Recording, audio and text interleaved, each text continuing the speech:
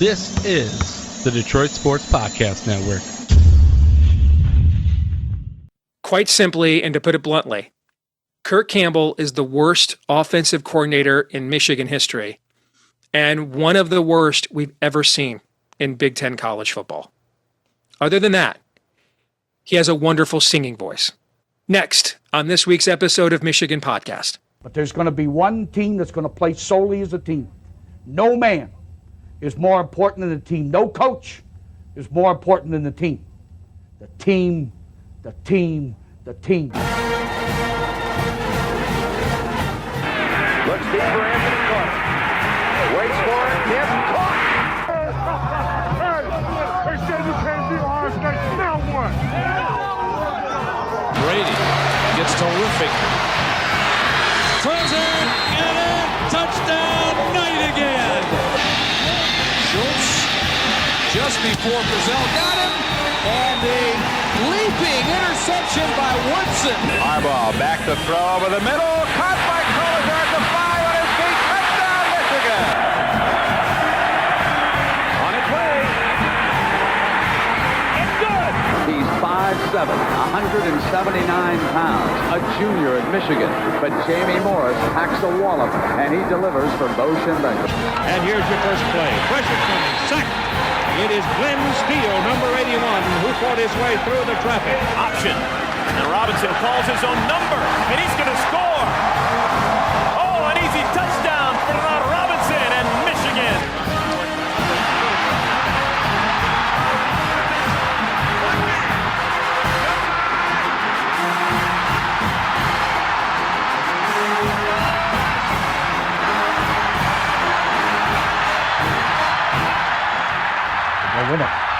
We're going to win the championship again because we're going to play as a team.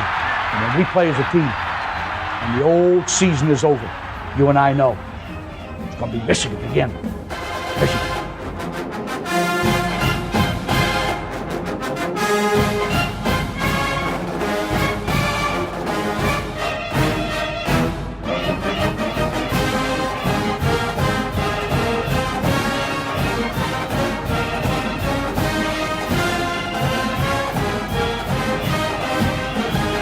Go Blue! I'm Steve Deace. Welcome to this week's episode of Michigan Podcast, which we're doing simply because I've had too many great things going on in my life the last few weeks, and I just need balance. And I need to feel pain again. Makes you alive. Puts hair on your chest. As my father-in-law, God rest his soul, used to say. So let's talk Michigan football, shall we?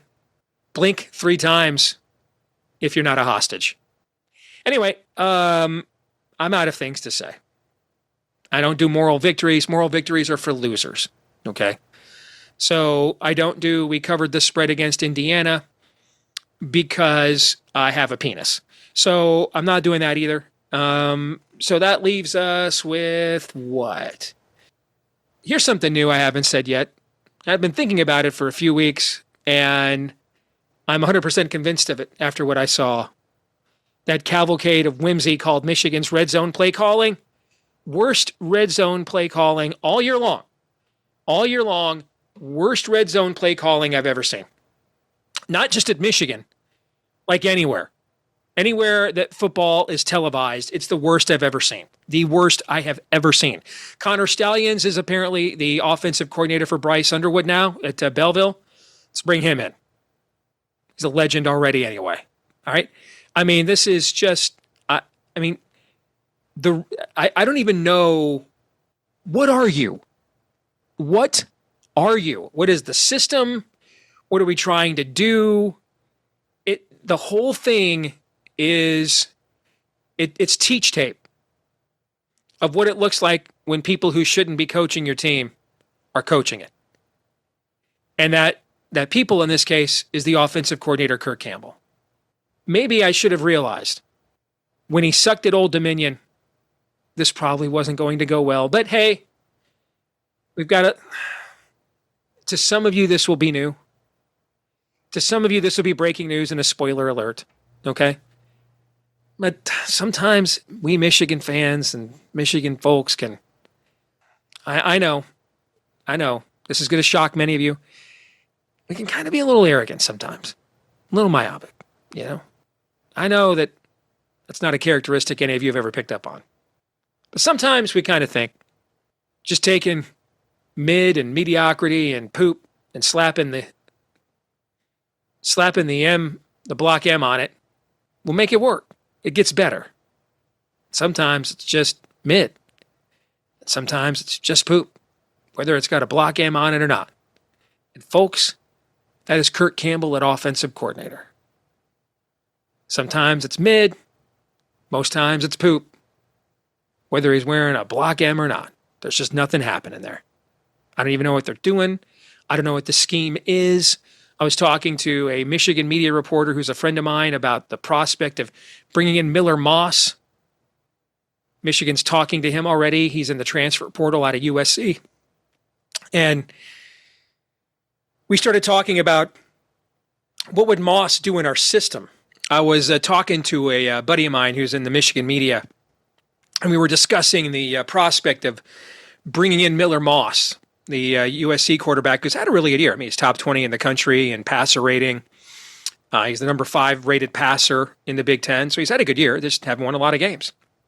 And I don't blame Lincoln Riley for making the switch. The team's not going anywhere. Let's see if this young hotshot recruit is the future, if he's ready for next year. So Miller Moss is in the transfer portal. We're talking to him, and we started having a conversation about what he could be in our system. And I stopped and I said, what exactly is our system? He was like, word. So, I mean, our system is suck. The scheme is suck. The on-field product is suck. And therefore, the coaching is suck. And Kurt Campbell, I have no idea why he remains employed at the University of Michigan. I couldn't come up with a conceivable reason, except one. There's a lot of talk about Sharon Moore taking over the play calling duties. Sharon, if you're listening to me, and you probably aren't, but if you are, hell no, don't do that. Whatever the odds, Sharon Moore gets fired after 1 year, and I think they're pretty remote. Quadruple them if he takes over the play calling duties, because you can't. What ails this gets fixed in December and January, not with schemes and play calls. And if you're Sharon Moore and you take this over, and it looks a lot like what it looks like now, but you are calling the plays, that gets on you, bro. That gets on you. So you want to make sure that you've got a scapegoat. I'm sorry, someone to hold responsible for that. Someone to hold responsible for this travesty called Michigan's 2024 football season. So now that I say that, maybe I talked myself into keeping Kurt Campbell around. If only because at this point, I mean, his name is so much mud as it is, you might as well just go ahead and keep soiling it over and over and over again so that at the end of the year, it'll look like it's a brand new day and people will celebrate that they have been freed from his reign of offensive coordinating terror. Let's find out what our good friend Mark Rogers over at the Bucknut side of things, what he thinks here in a moment.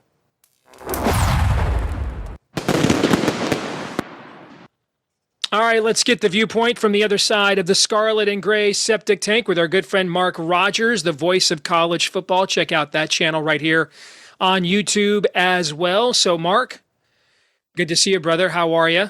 And I'm running out of things to say about this football season, so I've just started firing people. There's really not much else to do. I have no idea why Kurt Campbell is still employed as Michigan's offensive coordinator, but I think lots of heads are going to roll here in December.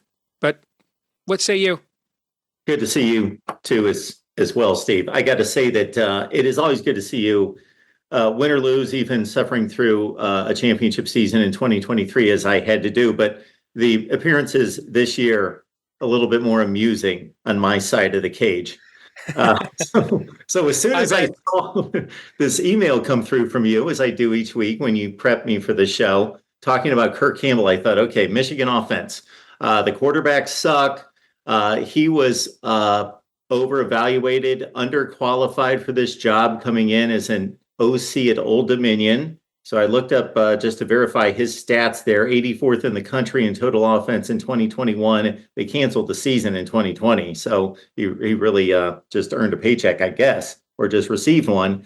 And then I'm thinking, okay, let's look at this Indiana game. I watched it on Saturday. I reviewed the final couple minutes because I knew that there was just some botched time clock management, but of course that's falls on Sharon Moore. So when it comes to the offense, okay, I'm looking at the numbers. And again, I watched the game, but went back to the numbers about an hour ago. And I see that Donovan Edwards had 15 carries. Khalil Mullings had 10 carries. That's 25 carries among two talented running backs. The best they could do was an 8-yard run. And if I'm not mistaken, Michigan's probably the best rushing offense that Indiana's faced this year. Michigan or Washington have the best backs that they have faced this year. And when we think about scheme, we think about passing offense, working guys open. But there's also, as Michigan has demonstrated over the last 3 seasons, a science and a art as well to the rush offense and creating running lanes and working the offensive line. And if you can only create an 8-yard running play against an Indiana defense that is much improved, it's a good defense, but that's abysmal. This whole use of Alex Orji in the red zone irritates me as well. That's just crazy what he's done. Of course, the trick play against Oregon when it was still a game, they were within 11 points. That was the epitome of it right there. But right out of the gate, they come out with a 14-play, 66-yard drive, and then Davis Warren's thrown back for a sack back to the 21, and so that was ill-fated. That first and goal from the 7 after the pick that set them up, that was painful to watch again. I took it in again this afternoon. So, yeah, even the touchdown drive was a 7-play, 34-yard drive with a 15-yard personal foul. So it was a 19-yard drive for a touchdown. That was it. And they had to get to 4th down, remember, to score that. Yes. I mean, I don't know why he's still employed here. I have no idea. My suspicion is there's a lot of clamoring for Sharon Moore making himself the OC. If I am Sharon Moore's agent, I'm never letting him do that in a million years. Okay? Because he needs all the plausible deniability, brother, he can get. And you make him the OC and he goes out there and struggles to put up 21 on Northwestern and Ryan Day hangs 100. You don't want that, right? So the axe has to fall, and it's going to fall on several people when this season is over. Kurt Campbell is the first to get the Antoinette Louis XVI treatment here when this season ends. And if you're Sharon Moore, you've got to be able to quote the great prophet Corky in the classic film Waiting for Guffman, you got to make a clean cut. You got to make a clean cut. All right. You cannot have 2 games on your resume coordinating this offense. Okay. Because then that stain gets on you, and Ward Manuel needs stuff to sell for Sharon Moore at this point. I mean, it's very clear with the NIL program announced today. It's very clear Michigan has decided administratively to go all in to reclaim Sharon Moore. They don't want him to fail, and that's good. And Michigan has a vast amount of administrative inherent advantages that really heretofore it's been unwilling to tap into to level the playing field from a program standpoint, which is why we love Connor Stallion so much. His attempt to level the playing field, we view it as legendary here on our side of the fence. All right. So Michigan has finally decided to administratively deal with some of those self-imposed negatives to reclaim Sharon Moore. And that's all well and good, but you can't have, you can't, donors want to give to something they think will pay off in any walk of life, whether that's politics where I work, sports where you do, any charitable endeavor. They want to know that, hey, I worked and I'm giving this money away and I'm going to plant this seed and it's going to provide something. And if you have Sharon Moore take over OC duties and it looks every bit as much like what it's looked like so far, and I think it largely will, you can't sell that. So you've got to insulate Sharon Moore from doing that, I think. Yeah, so you're talking about setting him up for one more season in 2025. So he's most likely back, and they are bringing in a high-level recruiting class, and most likely a great transfer portal class as well as the saga. Yeah, we will be the Ohio State Ole Miss of this transfer portal saga, regardless of what Bryce Underwood does. We're entrusted to Sharon Moore. We're going to spend Kamala Harris for president campaign level money. Hopefully, to get a better ROI. But yes, that is the plan. Michigan will absolutely have the biggest player budget any program not called Ohio State, Alabama, Georgia, Ole Miss, Miami. We're going to be spending in that weight class here a month from now. Yes.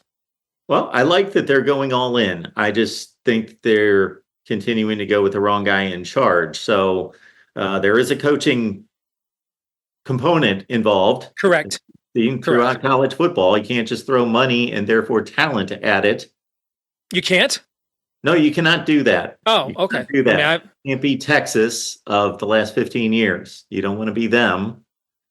So you got to have a guy that understands that you call a timeout with now to be 7 on the clock and don't waste 34 seconds and then call the timeout. Now to be fair to Sharon and Jimmy's time management, clock management here for 9 years was awful.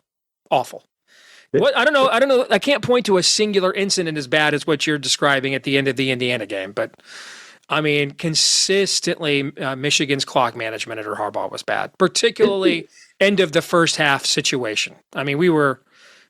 I mean, ask any Michigan fan; they'll tell you it was bad year in and year out under Jimmy. But I hear what you're saying. What happened there at the end of the game? I mean, let's just be honest. This job is too big for him. Okay, that's been proven. All right, and now Michigan's gonna give him every chance to show that he has learned some lessons. I think you're going to see Michigan administratively, they're going to nursemaid him. They're going to hold his hand. I mean, you're going to see the Michigan network come through with a couple new coordinators, a couple more other position coaches, a massive amount of resources to spend on talent procurement. And I think between now and next August 30th, this is the Sharon Moore is Joe Biden. He is a figurehead, but not actually the one making the decisions. There's elements behind him running the show. And then we'll get to August 30th, and he'll actually have to coach the team. You know, we'll get to games, and he'll be making the decisions, and we'll see how he does. But I think you will see the Michigan version of the bureaucracy, I think, is what you're going to see essentially try and resurrect and save the Sharon Moore era from himself, because it's clear the job's too big for him. So it's this disjointed approach of we're going to go all in and resources, finances, everything all in on this, but we're going to hand it to a guy that, okay, there is a small possibility that he can grow into becoming a competent and then good head coach in college football. I think he has certain skill sets. There's no question about that, that relate to coaching, of course, offensive line, of course, offensive coordinator, of course. So maybe he can grow into it, but you're going to gamble all those money and resources and the trust of all those donors that you may lose. I'm not talking about losing on the field, but lose their support. That's the risk. Based on like a 10 or 15% confidence level in Sharon Moore. The problem, you're in a vortex right now too, though, where well, first of all, there's an elephant in the room. Let's just address. Michigan does not want to fire the first black coach in school history after 1 year. Doesn't want to do that. And I think a lot of people of various political persuasions could understand why you probably don't want to do that. Okay, that's number one. No, number two is the guy has been a celebrated assistant here and done some great things. So that is also a major factor here. Number three, he's putting together a very good recruiting class. And you fire him, you blow that entire thing up, you start all over again. And I think that this is their version of doing the opposite of him with his implosion than was done with Jimmy. What was done with Jimmy with his implosion in 2020 was, we're cutting your salary in half, okay? And you're going to have to show us that you know what you're doing and can fix this. And for a veteran coach like Harbaugh with, the ability to call his brother up and say, hey, you're the winningest NFL franchise of the last 15 years. Send me your most promising defensive coordinating assistant, right? There was a network there that Jimmy could tap into. He does not have that network. All right. He doesn't have that network. I mean, all this talk that, Harbaugh was going to help. Harbaugh raided half of his staff and took it with him. All right. So it's every man for himself. The way the Harbaugh's work is they will recruit against one another. There is no I'm sure you're not surprised to hear this, but within the Harbaugh ecosystem, there is no gentlemanly pursuit, man. It's every man for himself meritocracy. Okay. So, that was never going to happen. And so it's clear that he cannot put together a Michigan caliber staff, demonstrated this year, right? So Michigan, from a network perspective, the vast network and bureaucracy that is Michigan football that has generational tentacles, is going to try and step in and essentially be the rising tide that lifts his boat. That's what you're going to see happen. So it'll be the opposite of what happened with Jimmy, which is prove to us that you can manage this thing. It's Sharon, we know you can't. So we're going to do it and set you up for the most amount of success as possible. And then if you fail, we cut bait, move on. Steve, how much of Jim Harbaugh's endorsement of Sharon Moore do you think was, number one, legitimate, meaning that he wasn't just giving him a pat on the back to say, hey, I owe you one, so I'm going to endorse you. I really don't believe in it. I don't buy into it. And then how much of that endorsement do you think impacted their decision? Number one, Jimmy just doesn't operate like that on any level at all. So I don't think there's anything to that on number one. On number two, I think it was somewhat of a factor for sure.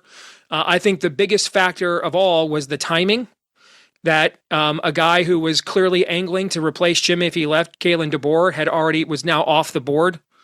And so you've got all these major programs calling Kenneth Grant, Mason Graham, and I'm not saying anything. They have said this stuff all themselves in public. Will Johnson, they're all being offered massive amounts of money to jump ship. And time is of the essence. You go through some kind of a national search, and who knows how good that national search is that late in the process. We're into mid to late January. Semester started everywhere. School has started everywhere.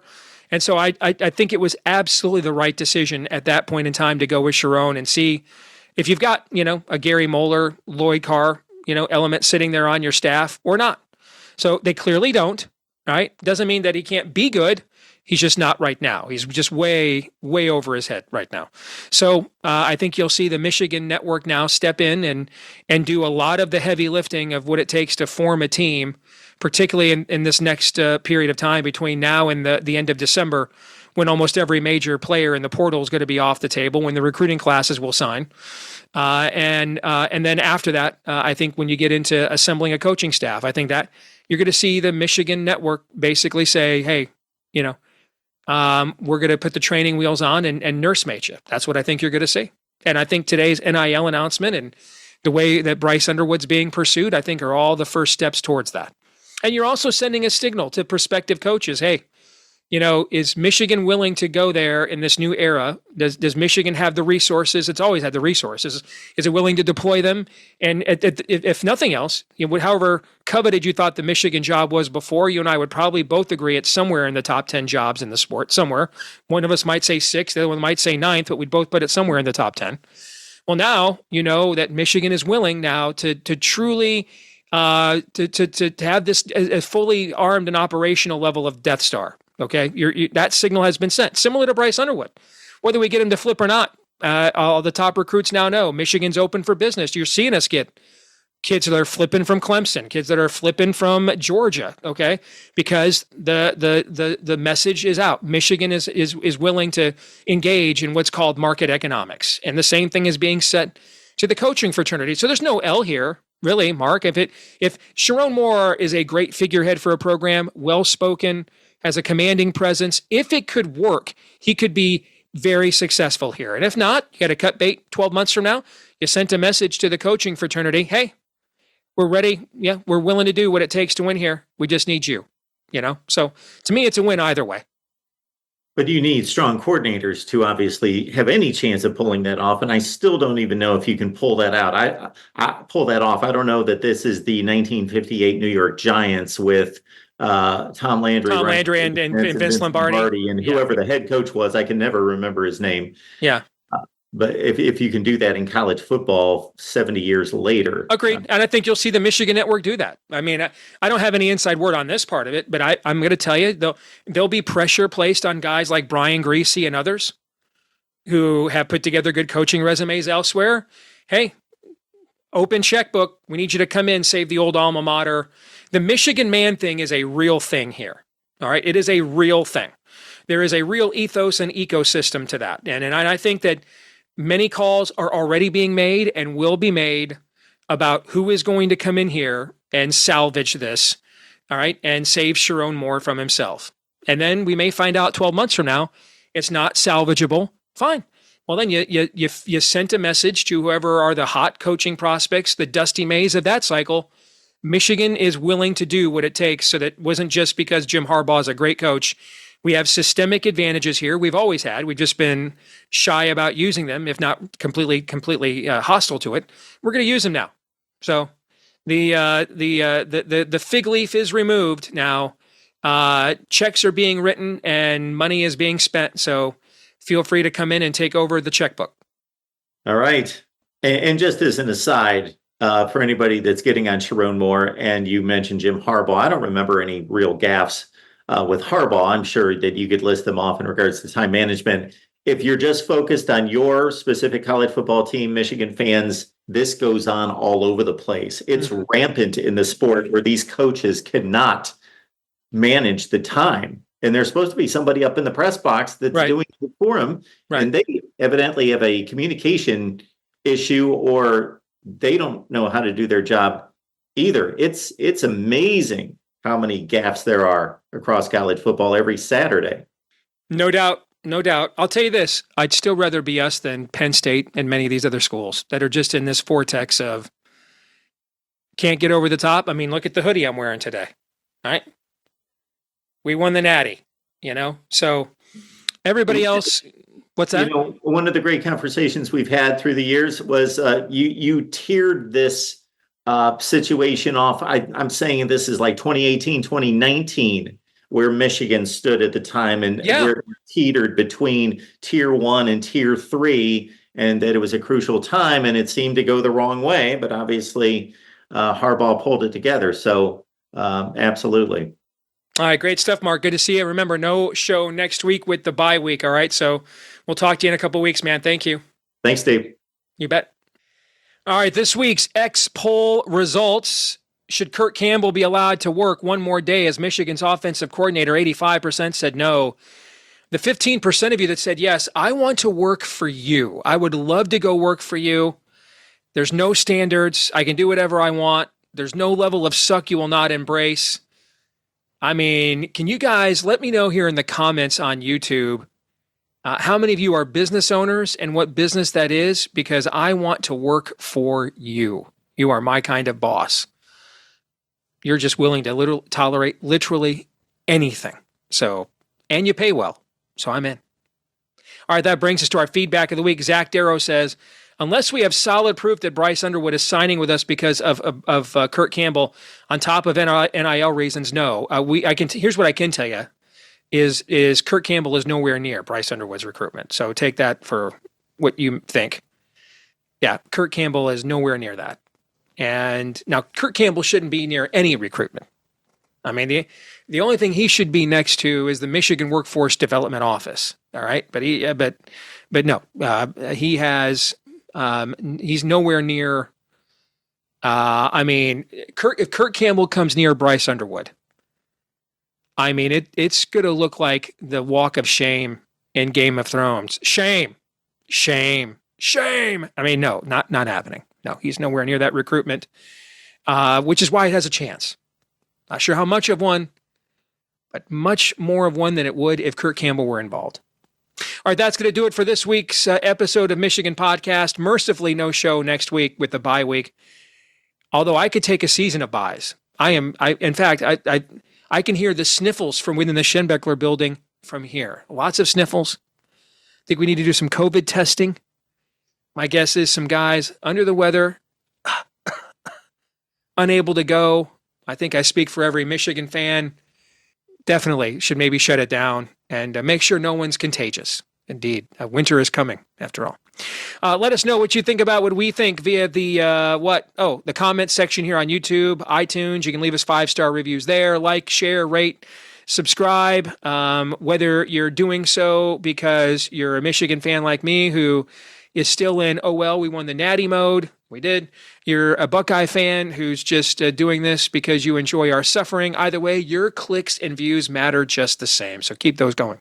You can also follow us in between episodes at Michigan Podcast right here on X, at Michigan Podcast as well. Until the next time, 2 weeks from now, we'll see.